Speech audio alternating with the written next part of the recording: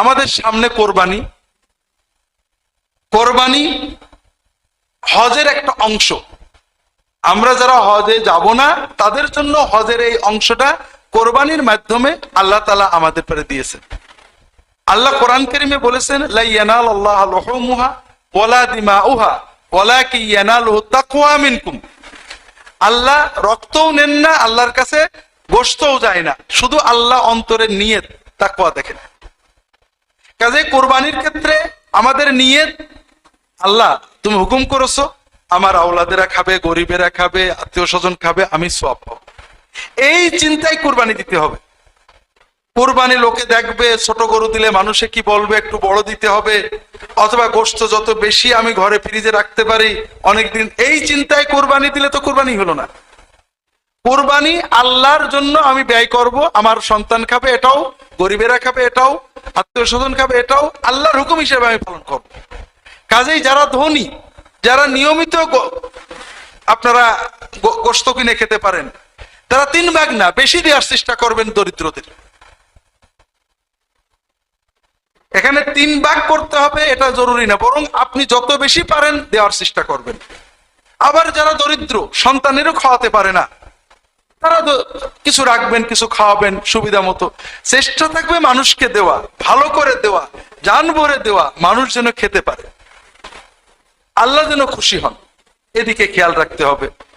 ভাগে কোরবানি করতে হয় আমরা বাধ্য হয়ে, অনেকে পারেন না একসাথে, আল্লাহ রাসূল সাল্লাল্লাহু আলাইহি ওয়াসাল্লাম বিধান দিয়েছেন। এক্ষেত্রে দুটো ভুল, দুটো সমস্যা। একটা হলো আমাদের দেশের কোন কোন আলেম বলেছেন ভাগে কোরবানি হবে না, কথাটা তারা ঠিক বলেননি, খুবই ভুল বলেছেন। সৌদি আরবের আলেমরা এই মসলা শুনলে হাসে যে পেয়েছে কোথায় এগুলো। রাসূলুল্লাহ সাল্লাল্লাহু আলাইহি ওয়াসাল্লাম 7 জনে ভাগে কোরবানি দেওয়ার অনুমতি দিয়েছেন, সহিহ হাদিস। এখন তারা বলেন যে উনি যেহেতু সফরের ভিতরে কোরবানি দিয়েছেন, ভাগে অনুমতিটা সফরে দিয়েছেন, কাজেই নিজের বাড়িতে থাকা অবস্থায় হবে না। এটা কোরআন এবং সুন্নাহর মূলনীতিতে ভুল। রাসূলুল্লাহ সাল্লাল্লাহু আলাইহি ওয়াসাল্লাম যদি কোনো অনুমতি দেন আর দেওয়ার সময় ফিক্স না করে দেন, বলেন যদি যে হ্যাঁ সফরে অন্য সময় না, তাহলে ভিন্ন। আর উনি যদি কিছু না বলে দেন তাহলে সবার জন্য ওটা উন্মুক্ত হয়ে যায়। এজন্য ভাগে কুরবানি দেওয়ার ব্যাপারটা সহিহ হাদিসে আসছে, এবং বাড়িতে সফরে মুকিম অবস্থায় সকল অবস্থায় কুরবানি ভাগে দেওয়ার বৈধতার ব্যাপারে শাফিঈ, হাম্বলি, মালিকি, হানাফি ফুকাহাদের ইজমা আছে। কাজেই এটা নিয়ে বিতর্কটা অনাকাঙ্ক্ষিত এবং অনুচিত, হাদিসের আলোকে ঠিক না। সহিহ হাদিসে অনুমতি আছে, আমি আবার একটা শর্ত জুড়ে ওটা বন্ধ করব, যেটা শর্ত রাসূলুল্লাহ সাল্লাল্লাহু আলাইহি ওয়াসাল্লাম করেননি, সাহাবীরাও করেননি। আর একটা ভুল আমরা করি, ভাগের নামে মুত্তাকি লোকেদের সাথে ভাগ না করে যে কোনো লোকের সাথে ভাগ নিই।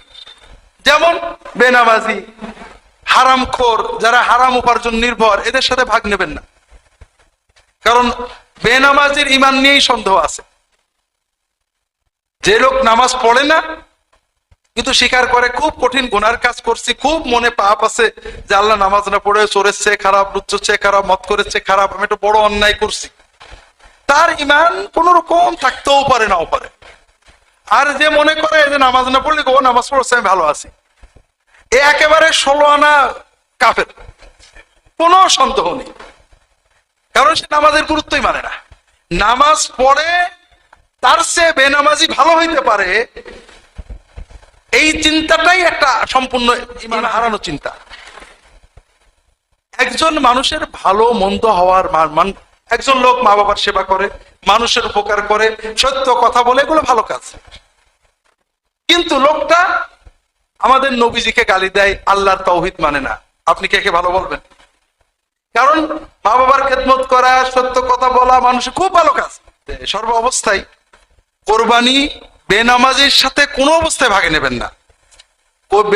বেনামাজি কুরবানি দেয়, এর নমুনা হলো ন্যাংটো লোক পাগড়ি পরে,